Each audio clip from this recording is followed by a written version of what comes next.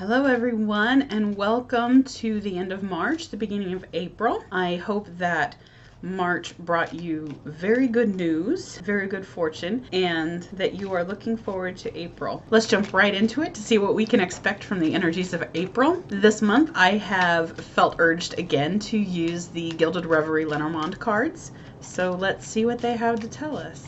We have number 12. Birds, and this set is an expanded set, so this is the second card, the second bird set. They actually have two bird cards, and the owls are the second option. The owls represent communication, slightly more serious communication. They tell us to pay attention to the other signs around us. So here we're looking for and listening for and watching for synergies this month. They can come from anywhere, as you know if you've listened to me talk before about synergies. Specifically, the owls can represent listening to the wisdom of your friends and family members, other people who've been there. So that is one key component to listen for and to watch for. If you are looking to make a big decision this month, you may want to listen to the advice and recommendation of friends and family members you trust, or coworkers, or whomever it may be. My guides are telling me what we're looking here for this month are also synchronicities. So that advice from friends and family, feel free to seek it, but we're also looking for other messages from the universe. You'll know when you see it.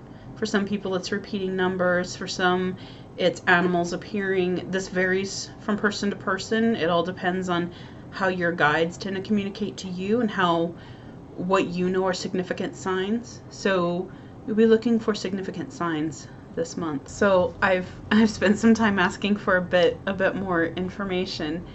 And so the key here is to seek information and guidance, or not necessarily seek it, because you may not be seeking it. You may want to keep it to yourself, but watch for it both from mundane things, earthly things. So again, asking for advice or just listening to conversations that people have. You know, if you're thinking about buying a major appliance or a vehicle, for example, you might just hear a conversation going on. And you can also, of course, ask your guides and the universe for input. And so the key here is you're going to receive communication for whatever your question is, your concern, your worry is, in multiple ways. So we are looking for synchronicities, the mundane as well as the spiritual. That's really what I think of when I think of synchronicities anyway, is that you're looking for in my mind, I always think of triangulation. You're always looking for multiple reasons, right? And the power of three, especially if you get it the message 3 different times in 3 different ways or from 3 different messengers, that's a good way of knowing that this is really the message and that you're not making it up, right? Because that's, if you have trouble trusting messages or trusting that you are interpreting them the right way, you'll get them in multiple ways, especially 3 ways. Look for that. The synchronicity of the message coming in 3 ways. So now we're going to turn to the Archangel Raphael Healing Oracle cards, and what we're asking for this month, what we most need to heal or work on to best receive that communication that's coming to us.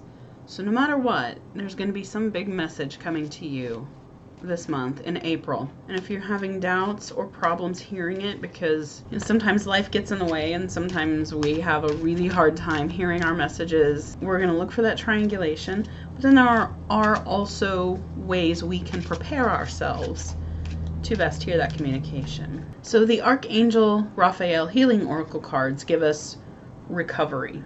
And so what my guides are telling me here is that the messages we receive are actually going to put us on the path to recovery if we listen to those messages and heed their advice. This isn't necessarily health recovery or physical recovery, spiritual, emotional, financials coming through a lot, which I guess it's April, so here in the US it's tax season, so that might be applicable to a large portion of my viewers.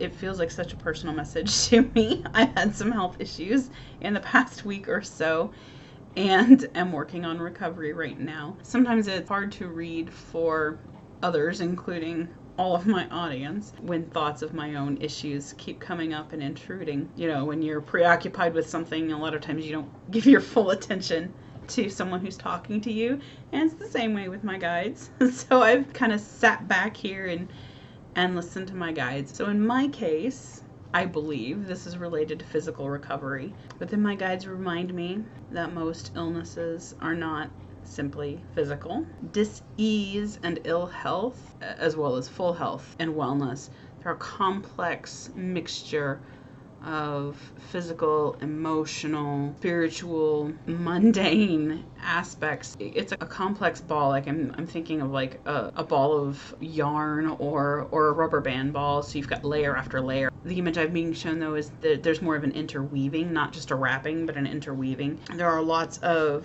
things at play here in recovery and communication, which I think is one reason it's going to be kind of difficult in April to hear those messages and be sure of those messages. The issues we face, whatever they are rarely simple. They rarely have one cause, one solution, or one anything. like usually it's a big combination of things that's contributing to what's bothering us or what we're concerned about.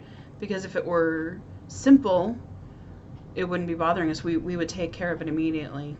Right? The message I'm getting here is to not rush into any decision. The communication is listening to others, but also listening to your own guidance, and also try to close down the internal chatter and listen and look outside of yourself. That's coming through really big. We don't want to rely too much on our own chatter, our own feelings, our own worries, because that's what got us into this mess in the first place. Of course, I'm reading for many people, so I'm trying to understand how this is applicable to everyone. But my guides tell me either way. Try to get out of your head. Try to get out of your own mass of feelings, that writhing ball. Okay, that's a horrible analogy, but the picture is right. You know, a mating ball. Snakes will do a mating ball. It's that writhing mass. Get out of that.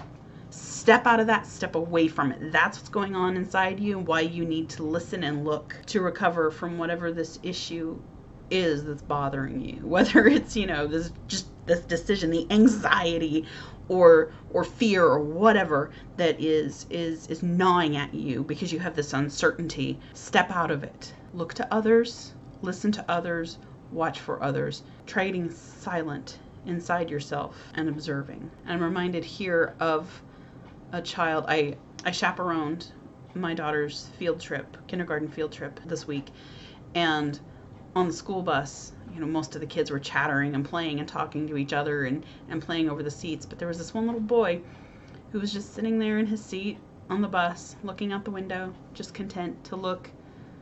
He was quiet. He was peaceful. Amidst all this chaos, he was sitting quietly and just watching. That's what we need to do when there's all this chaos and this turmoil, but it's internal. Sometimes we just need to tune it out and just watch. And that's what the energies of April are about. Trying to quiet our own energies and anxieties and looking for guidance, that triangulated guidance, that synchronistic guidance to help us find the solution or the recovery to our problems. Dear God and dear Archangel Raphael, thank you for the messages that you send our way. Thank you for the guidance that is offered to us in many forms. Thank you for holding our hands and helping us to more clearly hear that guidance, and for leading us through to our recovery. Thank you. Thank you. Thank you.